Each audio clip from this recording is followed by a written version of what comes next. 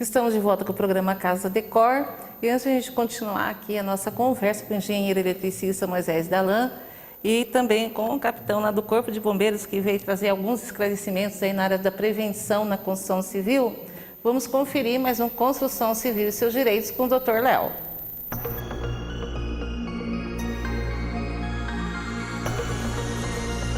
Olá, damos início a mais um quadro Construção e seus direitos. E nessa oportunidade falaremos de mão de obra.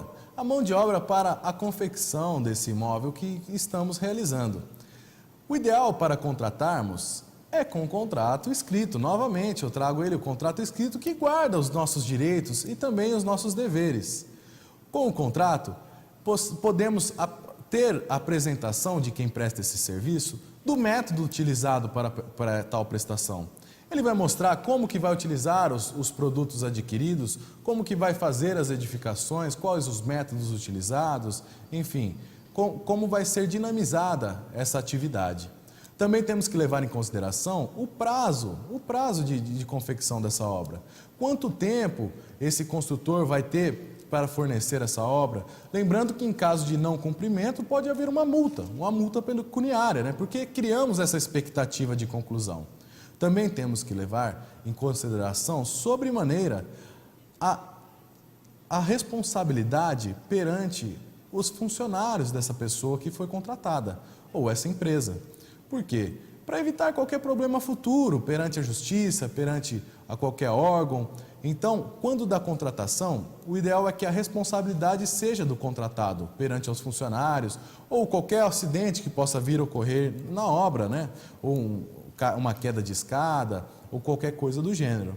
Também, se contratarmos, esse contratado for uma empresa, né? Se for uma empresa, ela tem um CNPJ, ela emite uma nota fiscal que pode ser utilizada quando do nosso imposto de renda, que é importante isso também. E também de suma importância é que a partir do momento que estamos trabalhando com essa empresa, podemos relacionar o nosso querido e amado Código de Defesa do Consumidor.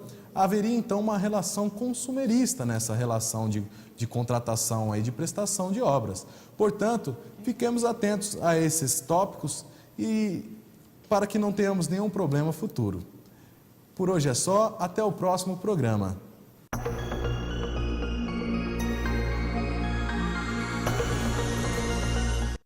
Aí estão as dicas jurídicas do Dr. Léo. É bom se atentar também ao lado jurídico, né, Moisés? Que sempre essas consequências, igual a gente está falando, acabam envolvendo um advogado na situação. Mas voltando no assunto do gás que a gente estava falando, nos edifícios hoje, nos empreendimentos, né, verticais, hoje se fala do gás encanado, né, que deve ter algum sistema próprio que até alerta, né? Eu trabalhei numa incorporação, vi de perto, eu acredito que já vem toda com essa estrutura de alarmes, né, esses bloqueios. E na residência, Moisés, existe já esse sistema de gás encanado para a residência? Ô Cissa, veja bem, o gás, ele, como o próprio Luciano estava comentando, né? Hoje na residência é o famoso botijão de 13 quilos, né? Isso, exato, botijão de 13 quilos. E aí o que acontece? É de praxe que se coloque esse botijão na área externa da casa, tá? E hoje existem aquelas mangueiras que são próprias para dar uma proteção maior, que ela vem com uma malha de aço por fora, dá uma proteção extra, né? E também pode ser feita a tubulação de cobre ou com o PVC normatizado, como o próprio Luciano já tinha comentado. Então, o que acontece? A pessoa pode sim fazer essa instalação, só que tudo com o acompanhamento do profissional, tá? Tem que ser um profissional que sabe fazer a instalação, não, por exemplo, vamos dizer aí, é diferente uma instalação de encanamento de água fria, esgoto, água de chuva, de uma instalação a gás. As próprias conexões são todas diferentes, então tem que tomar muito cuidado com isso, tá? Eu já vi casos, tá, de pessoas querer fazer uma tubulação para gás e usar esse PVC normal de água fria. Não pode, tá? É uma outra concepção. Até o Luciano pode comprovar isso aí, porque faz vistoria nesse tipo de sistema, tudo. Você disse que em prédios, né, verticais é obrigatório, aí sim, uma central de gás, tudo tubulado, que tem a norma específica para isso. Inclusive é um dos itens que o Corpo de Bombeiros ele vistoria e dá o ok dele, dá o aval. Até o próprio Luciano pode falar mais a respeito, né, Luciano? Sim, exato. Em relação ao GLP, nós temos algumas situações, né? Nós temos o decreto 56.819, que é a Bíblia, né, do Corpo de Bombeiros, que nós seguimos, que nós temos que atendê-la. E o botijão, o 13 quilos, né, que é o baixinho lá, o gordinho, ele pode ser utilizado aí em residências, né, unifamiliares, onde não é exigida a vistoria do Corpo de Bombeiros. E, como disse o Moisés, fica a dica e a orientação para que esteja na área externa, né, externa, e que seja feita essa instalação por um profissional habilitado. E não, a gente não pode, né, fazer gambiarra aí que vai correr mais risco em razão da pressão, né? A pressão do GLP é diferente da pressão da água da rua. Então a gente não pode utilizar aí tubo de PVC normal ou canos, né, de aço normal. Tem uma tubulação específica. E pode também ser utilizado em prédios verticais na área externa, né? Importante isso, prédio vertical na área externa com altura de até 12 metros. Na verdade são os prédios aí com uma média de 3 a 4 pavimentos. Demais locais tem que ser instalada a central de GLP.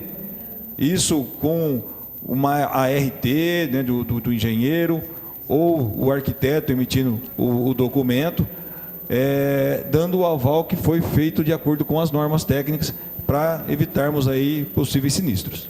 Agora, voltando naquele assunto que você falou que tem um aparelho que detecta alguma situação diferente na relação ao gás, mas ele só detecta, ele não bloqueia essa situação. Isso, exato. Ele é o detector de gás, né, de vazamento de gás. Importante que esse detector ele serve para ambiente fechado. Então, tipo, no depósito, é um ambiente aberto, ele não vai detectar, né? O gás vai se dispersar no ambiente, né? E ele não vai detectar. E a mesma situação da energia, né? É um inimigo invisível, que a gente não consegue vê-lo. Mas o disjuntor, né? Fala que tem lá o disjuntor. Quando dá algum problema, alguma pane, alguma coisa, desliga esse disjuntor, isso resolve? Não, ou aí, isso então, aí entra o disjuntor. Só uma prevenção rápida. Não, o disjuntor é a parte elétrica. Se ele foi bem dimensionado e foi quem instalou, seguiu a pessoa que elaborou o projeto, vai funcionar.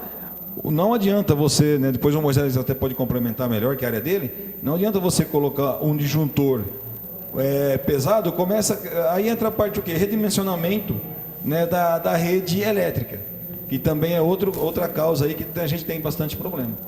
Então não adianta você colocar, você vai tomar banho, o disjuntor desarma. Aí você faz o quê? Você aumenta a amperagem, né, Moisés, do disjuntor. Esse disjuntor não vai mais desarmar, só que se der um curto, a sua casa vai pegar fogo também, porque falhou o disjuntor, porque você alterou as condições projetadas. Exatamente. O projeto elétrico, ele cuida de todo esse dimensionamento. Ele parte do princípio seguinte: você tem um eletrodoméstico que ele tem um consumo de energia, por exemplo, de 10.000 watts. Então, o engenheiro eletricista ele vai dimensionar o alimentador elétrico para poder levar energia para esse eletrodoméstico, vai dimensionar o disjuntor para poder proteger esse cabeamento que leva a energia para o eletrodoméstico e o próprio eletrodoméstico. Então, Cissa, quando a gente fala de proteção elétrica dentro de uma residência, tem um disjuntor, tem um dispositivo contra surtos, tá? E tem também o interruptor diferencial que chama, que ele prevê um curto-circuito mesmo antes dele acontecer, em micromilésimos de segundo. Então, assim, é super importante a contratação de um profissional da área para que você esteja realmente protegido. E também com relação ao projeto, tá? Quando você paga um engenheiro eletricista para fazer o projeto elétrico da sua casa, o que acontece? procura o profissional que na hora que você passar esse projeto na mão dele, ele vai entender o que está no papel ali e vai poder executar exatamente igual ao que está no papel. Porque acontece do proprietário pagar um projeto que não é barato, para ele poder fazer o projeto, ele é da casa dele. Só que aí ele passa para o profissional não sabe nem o que ele está enxergando lá. E ele faz da cabeça dele. Então, não só o projeto, mas o acompanhamento do profissional habilitado também. Tá? Assim como o profissional que vai executar, ele ter também o mínimo de conhecimento para poder saber o que ele está fazendo. Porque senão corre o risco. Ele contrata o projeto, o engenheiro vai, faz o projeto. Aí eles, na hora de executar, ele passa na mão de uma pessoa que não entende. Que é aí que eu falei, começa a mudar o material adequado, exatamente, né? E ainda fala, às vezes, para o dono da obra, isso não tem necessidade. Acho que dá tempo até de eu encaixar uma pergunta rápida antes da gente ir para outro intervalo, mas quando você vai executar o projeto, vai elaborar o projeto de uma obra, você faz um levantamento de quantos ar-condicionado vai na casa, tem esse tipo de avaliação? Sim. O início de tudo gira em torno disso. Você faz uma somatória dos equipamentos elétricos e chega na carga total para dimensionar a entrada de energia dessa residência. Então tem esse levantamento antes com a pessoa que tá, né, que vai depois usufruir, para ver essa capacidade de energia, né? Porque senão imagino os danos futuros. A gente vai fazer um breve intervalo, a gente volta falando desse assunto que é muito importante, a prevenção para evitar acidentes desde o início da sua obra. Mas é legal que está, né, um apanhador.